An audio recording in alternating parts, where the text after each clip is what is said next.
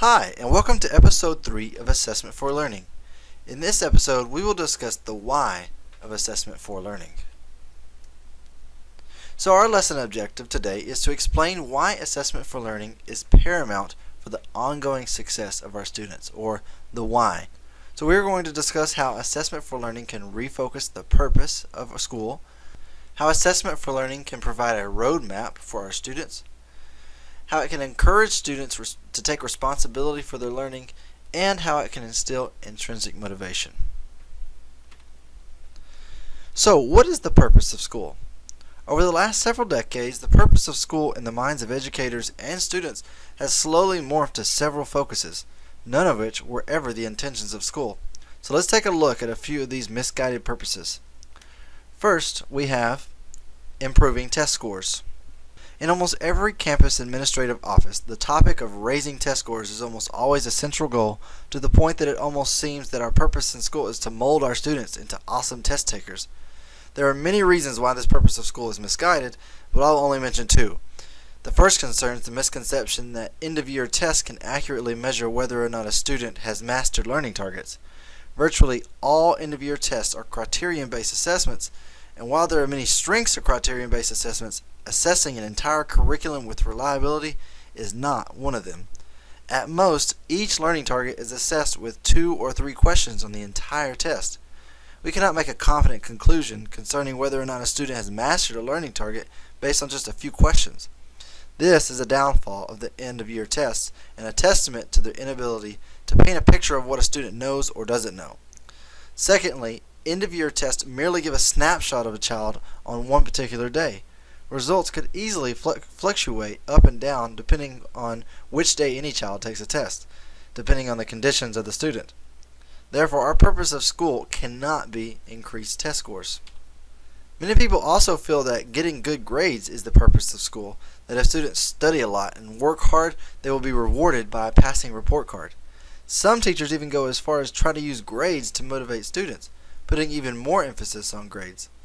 This motivation is only for the few that are consistently achieving. Those that receive a pattern of underperforming grades are told time and time again that they are not enough, that they do not have what it takes to succeed, especially when those grades are not connected to descriptive feedback. Many often proclaim also the importance of attaining a good job. I once visited a school that posted a chant that their students would recite every morning. The chant would end up with the lines, "We come to school to get a good job." This was on a 4th and 5th grade campus. I know many students know exactly what they want to do when they become adults, but how many students, especially in the younger grades, are really thinking about career choices? In a child's mind, they do not come to school primarily to get a job.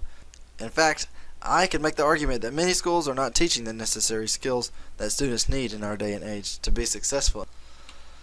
Some also say that pleasing parents is the reason of working hard in school. But while pleasing parents is a noble and natural endeavor, it can't be the purpose of schools, as it will not encourage students to be independent, self-sufficient, and motivated individuals. And lastly, many students come to school for the purpose of playing sports, especially in the middle school and high school years. Students often work just hard enough to make the cut so they can play in the Friday night games. But how many students never reach their potential because they only do what they have to in order to receive what they want? So what really is the purpose of school? Well, it's quite simple and pretty obvious. The purpose of school is to learn. So implementing Assessment for Learning on your campus and classroom can actually help focus that purpose in the minds of your students. They will know what their learning objectives are thoroughly and how to attain those learning objectives. I've told many students that they come to school to learn with many times the exact same reaction. They say, "Yes, sir," as if they've heard it 1,000 times, but is that the message that we're really sending in class? Do we make clear to children their role and their goals as students? So Assessment for Learning also provides a roadmap for educators and students. We know our destination is always student learning, but how do we get there? First, we must start with learning targets. I challenge you to try to learn anything without targets. Trying to learn anything without targets is pretty much like shooting a gun blindfolded. You'll never know if you actually hit the mark. Once instruction has begun, we must reflect on learning. So you ask questions such as, where am I now? Or where am I going? Or how am I doing in my journey toward these learning targets? Without this reflection step, we may actually veer off course or even halt completely. Lastly, we have to communicate with others about our learning. Give students the opportunity to discuss their learning, or discuss what was difficult in the learning, or the strategies that they used to help them attain their goals. Also, let kids boast about their accomplishments. They earned it. And as a teacher, remember to continue to direct your students toward the learning as the central and recurring theme of your classroom. Assessment for learning also transfers the responsibility and ownership of learning to the students. Notice the diagram from the previous slide. It is often the adults that engage in the discussion about learning targets that reflect on student learning, how students are doing, or how to modify instruction to help achieve our goals. And adults also communicate to others about student performance. But we must begin to transfer these actions over to our students. Until they themselves begin to take responsibility for their own assessment and for their own learning journey, they will never fully be engaged in the learning process or achieve long-term learning habits. So, one last word on motivation. The picture shown here is of a businessman named Dan Pink. Pink has aggregated much of the research on motivation and compiled the information in his book called Drive.